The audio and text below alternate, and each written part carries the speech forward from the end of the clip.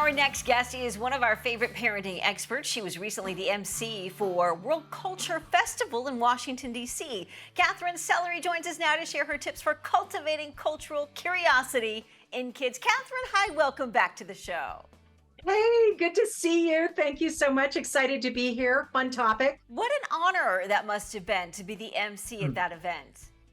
You know, I've never been an MC at an event that had over 1 million people in the audience. So it was a huge honor. And on the National Mall with the Capitol behind me and Lincoln Memorial in front of me, and just millions of people out to come together around culture and diversity and celebration and music and dance, and just a really shared message of gathering together. What a great moment. So you have 5 ways to get kids' cultural curiosity flowing. Let's start with the first one. Number 1 on your list, story time. Yeah, well, everybody loves a good story. And a great way to introduce kids to different cultures is through storytelling. So the traditions and the values, the customs, they can all be explained through books from around the world. So if you can't take the trip there, you can read about it. And sharing these stories not only, is engaging for kids, but it exposes them to all the new concepts. It gives them richer understanding of founding principles and values behind other cultures' beliefs and legends and traditions. And it can spark sorts of curiosity. It lays the foundation for them to embrace diversity. Number 2 on your list, culinary adventures. I gotta say, a lot of kids these days are very culinary adventurous.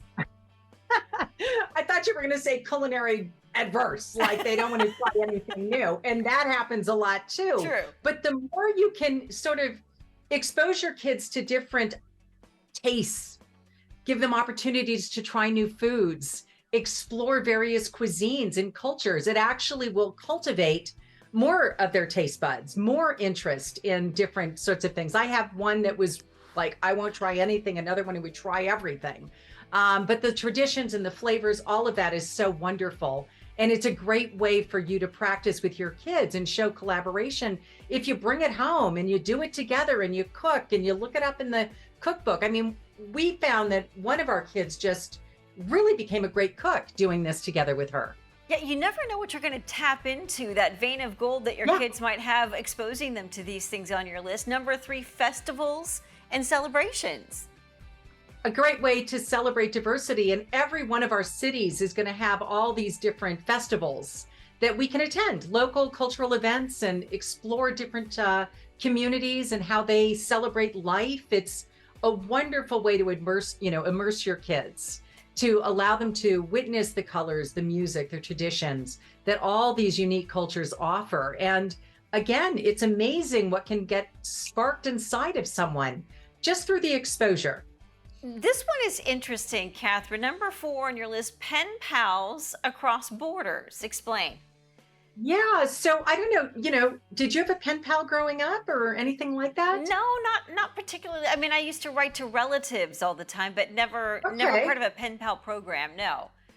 It's so wonderful because, you can find all of these access points to meet with other kids and other communities around the world and exchange letters and get to know one another. And I mean, there's some practical honing of your communication skills that happens, but also just daily lives and perspectives of kids from around the world with diverse backgrounds. You get instant access to what's happening when you become pen pals with them. And it's a wonderful way to expose your kids to really getting to recognize the human spirit that lives in all of us around the world. And the more we feel like we all belong to each other, I think the greater experience we have in our day-to-day lives and how we go about living them. And are there still like old school pen pal programs where you're actually physically writing a letter, or are we sort of exchanging emails at this point? No, I think you can do the old writing of the letter, and there's something magical about that, waiting for the letter to come. And I don't know, some of the spirit of just having to wait for that connection is also kind of special. That is so true. Now, the 5th one on your list, you've got interactive learning apps. There are so many apps out there, and there's, I guess the pros and the cons to the whole digital world, but I think this is a pro.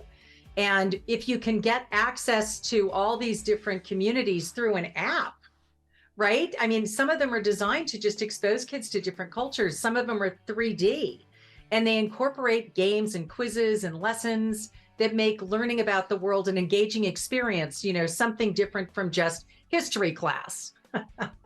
I I love that you can tour a museum online. Now, nothing takes the place Yeah. of actually seeing it in person, but if you can't make that, trip to the Smithsonian in Washington D.C., you can at least have access to some of their exhibits. Exactly. Isn't that beautiful? So, not everybody can get on a plane or a train or whatever and go to all of these amazing museums that are showcasing sort of the best around the world. So, the ones that you can actually access digitally, I mean, wow, what a blessing. It really is one of the wonderful things about the digital age. I think something that a lot of parents struggle with right now, Catherine, is getting their kids' attention away from the screens, right? Whatever Mm, size it is, the small screen, the iPad, the television so screen, true. even the movies. If you've got a kid that is not particularly excited about these different options, how do you encourage them to get off the phone and away from the PlayStation and try something new? So I think it's a really good question because that is one of our bigger problems in the overall scheme of things. And I actually deal with this on a day-to-day basis with the parents that I'm coaching. And so collaboration is the best solution to everything. If you want to get someone to change their behavior, we have to do it through connection. So first of all, establish really good connection. Secondly, be sure that you haven't somewhere along the lines generated retaliation, rebellion, and resistance, which are the three big ones that get in the way of us connecting with each other and having influence. So I would always say start with that.